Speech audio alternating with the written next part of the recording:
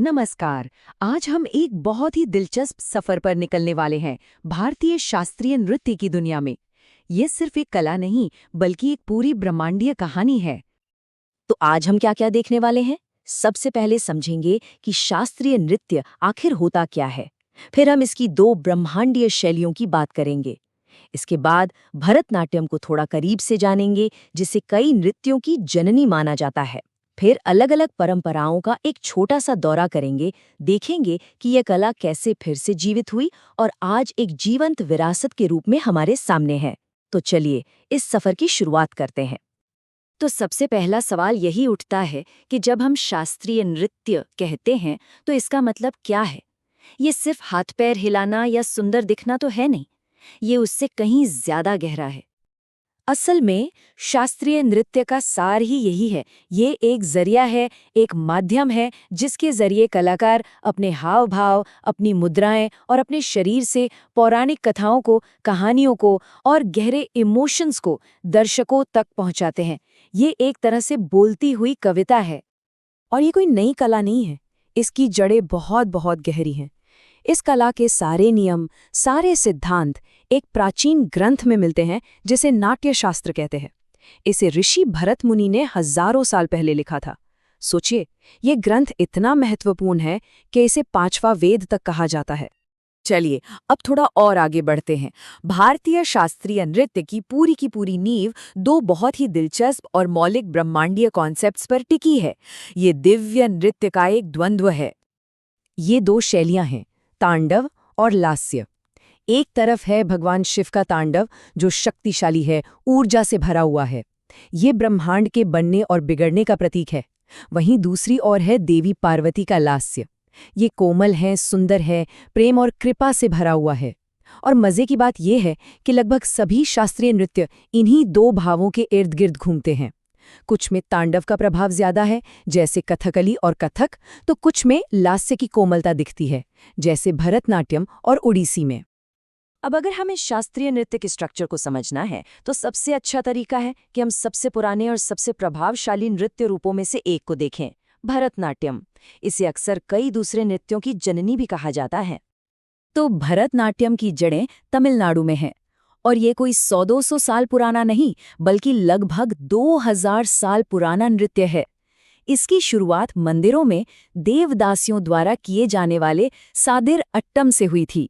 इसे दास्यट्टम या अग्नि नृत्य यानी आग का नृत्य भी कहते हैं। एक भरतनाट्यम परफॉर्मेंस की अपनी एक खास बनावट होती है। ये बस यूं ही शुरू नहीं हो जाता। इसमें 6 हिस्से होते हैं जो एक के बाद एक आते हैं। शुरुआत होती है अलाड़ेप्पू से, जो एक तरह की प्रार्थना है। फिर आता है जातिस्वरम, जिसमें सिर्फ शुद्ध नृत्य होता है, कोई भाव नहीं। शब्दम से भावों की एंट्री होती है। परफॉर्मेंस का जो मेन हिस्सा होता है उसे वर्णम कहते हैं, जिसमें नृत्य और भाव का जबरदस्त मेल होता है। इसके बाद पदम में कहानी और अभिनय अपने चरम पर होता है। और आखिर में तिल्लाना, एक तेज और लयबद्ध नृत्य के साथ परफॉर्मेंस खत्म होती है। और सिर्फ परफॉर्मेंस का स्ट्रक्चर ही नहीं, हर एक छोटी से छोटी चीज का भी गहरा मतलब होता है। जैसे कि हाथ की ये मुद्रा देखिए, इसे कटका मुख हस्त कहते हैं। इसमें 3 उंगलियों को जोड़कर ओम का प्रतीक बनाया जाता है, जो ईश्वर का प्रतीक है। मतलब हर एक इशारे में एक कहानी छिपी है। तो अब जब हमने भरतनाट्यम के जरिए एक बेस समझ लिया है, तो चलिए भारत की दूसरी शास्त्रीय नृत्य परंपराओं की एक छोटी सी सैर करते हैं। देखते हैं कि कहानी कहने के कितने अलग अलग और खूबसूरत अंदाज हैं। हमारी पहली मंजिल है केरल, जहां हमें मिलता है कथकली। ये सिर्फ नृत्य नहीं है, ये एक पूरा का पूरा ड्रामा है, एक कहानी है जिसे मंच पर जिया जाता है। बहुत ही पावरफुल और नाटकीय। और कथकली की सबसे खास बात है इसका मेकअप।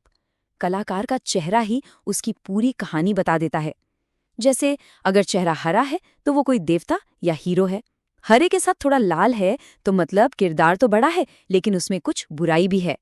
पूरा लाल चेहरा मतलब वो बहुत ही दुष्ट पात्र है। और काला रंग शिकारियों या जंगल में रहने वालों के लिए होता है।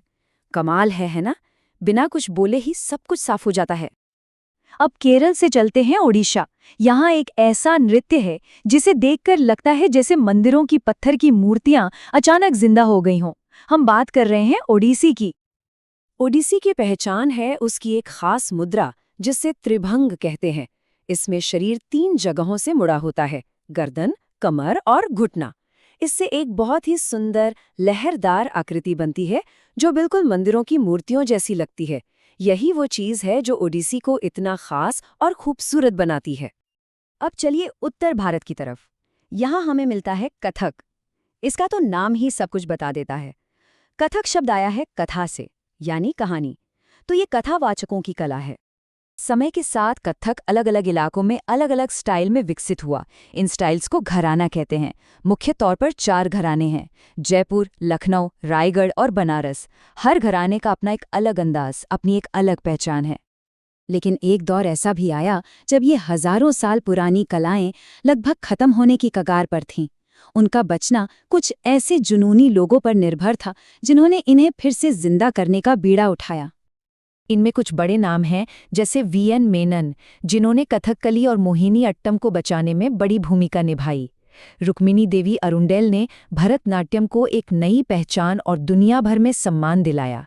कल्याणी अम्मा को तो मोहिनी अट्टम की माँ ही कहा जाता है।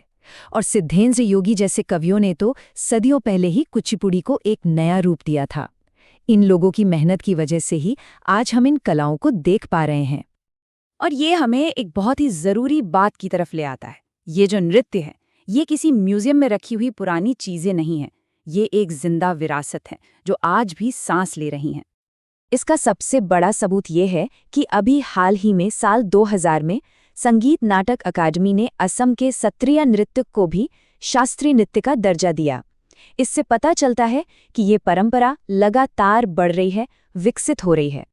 और ये सब देखकर आखिर में एक सवाल मन में आता है, अगर नृत्य हमारी सबसे ज़रूरी कहानियों को पीढ़ी दर पीढ़ी पहुंचाने का एक तरीका है, तो ज़रा सोचिए, आज से 2000 साल बाद हमारे आज के दौर की कौन सी कहानियां होंगी जो नृत्य के जरिए सुनाई जाएंगी? कौन सी कथाएं होंगी जो इतनी ताकतवर होंगी कि सदियों तक जिंदा रहें?